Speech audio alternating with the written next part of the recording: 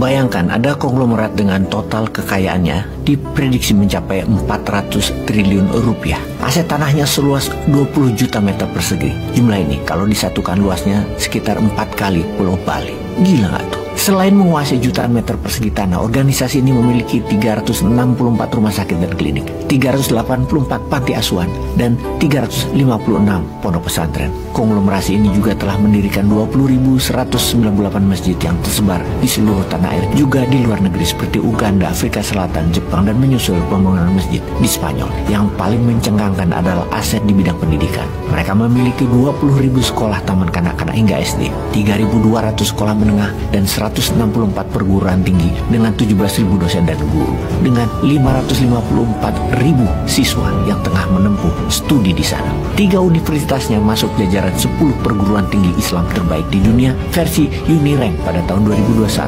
Universitas Muhammadiyah Surakarta dinobatkan di peringkat ketiga terbaik di dunia di atas Universitas Antarbangsa Malaysia dan Iran, University of Science dan Teknologi. Sedangkan Universitas Muhammadiyah Malang dan Universitas Muhammadiyah Yogyakarta berada di ranking ke-6 dan 8 terbaik di dunia. Benar, kita bukan membicarakan tentang aset seorang konglomerat semacam Prayogo Pangestu atau Khairul Tanjung atau Sembilan Naga. Kita bicara tentang sebuah organisasi keagamaan non-profit, organisasi massa ormas Islam terkaya di dunia, Muhammadiyah. Bagaimana Muhammadiyah bisa sebesar dan sekaya itu? Perkembangan Muhammadiyah yang mulanya dari sebuah madrasah sederhana di kampung kecil Kauman di Yogyakarta sering sekali menjadi bahan riset dan diskusi para intelektual internasional. Seorang profesor antropologi sekaligus pengamat Islam asal Boston University Amerika Serikat, Robert Hefner, pernah mengajukan Muhammadiyah untuk meraih Nobel Perdamaian pada tahun 2019.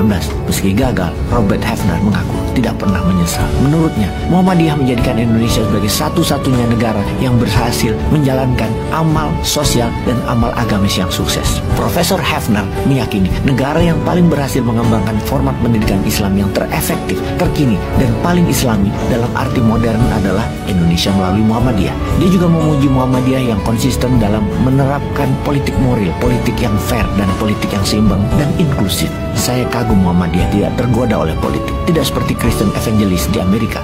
Itu pujian Hefner di media. Sejak awal didirikan Kiai Haji Ahmad Dahlan 111 tahun yang lalu, di awalnya dia mendirikan madrasah dengan model kurikulum yang progresif, yang memadukan pelajaran agama dengan sains modern. Ini suatu hal yang baru, bahkan dianggap tidak lazim pada zaman itu. Kiai Haji Ahmad Dahlan juga giat berdakwah, termasuk melalui tulisan-tulisannya di media massa. Muhammadiyah menerbitkan majalah bernama Suara Muhammadiyah pada tahun 1915. Suara Muhammadiyah ini adalah majalah tertua di Indonesia yang pernah terbit dan tidak pernah berhenti terbit hingga saat ini. Semangat pembaruan Kiai Haji Ahmad Dahlan yang sering dijuluki sang pencerah ternyata mendapat sambutan luar biasa. Muhammadiyah menjadi tempat berkumpulnya para filantropi muslim yang rela mewakafkan harta, tanah maupun ilmunya untuk dikelola Muhammadiyah. Soal wakaf dan zakat adalah soal kepercayaan, dan hal itulah yang dijaga betul oleh Muhammadiyah. Kepercayaan dalam pengelolaan aset wakaf dan zakat para donatur itu pula lah yang menjadi salah satu kunci berkembang pesatnya organisasi Muhammadiyah. Pendidikan yang membentuk logika berpikir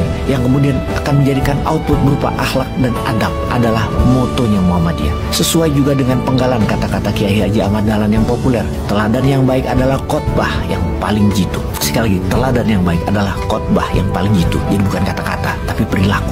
Baru-baru ini Muhammadiyah juga merambah bidang perhotelan dengan mendirikan Suara Muhammadiyah Tower dan Convention di Yogyakarta. Hotel ini dibangun secara mandiri tanpa sepeser pun hutang dari bank. Langkah ini menandai dimulainya dakwah Muhammadiyah di bidang ekonomi. Setelah menjadi pionir di bidang pendidikan dan karakter building, tampaknya Muhammadiyah juga ingin menjadi role model dalam membangun sarana umum. Pembangunan yang tidak mengandalkan hutang termasuk investasi asing. Muhammadiyah bisa membangun dengan sistem yang baik. Muhammadiyah menganut filosofi Islam yang kuat, memberi lebih baik daripada menerima. Alih-alih meminta bantuan pemerintah, Muhammadiyah justru banyak memberikan bantuan kepada negara. Saat negara kita pontang-panting menghadapi pandemi COVID-19, ratusan rumah sakit dan klinik Muhammadiyah menyediakan fasilitas dan tenaga medis mereka untuk membantu pemerintah. BPJS, Badan Penjamin Kesehatan milik pemerintah, justru berhutang kepada rumah sakit Muhammadiyah lebih dari 500 miliar rupiah, dan Muhammadiyah tidak ngotot menagihnya. Suara kecil dari kampung Kauman itu kini telah mendunia. Kiai Haji Ahmad Dahlan, kiai dan pedagang batik yang egaliter itu telah betul-betul membawa perubahan besar dan fenomenal.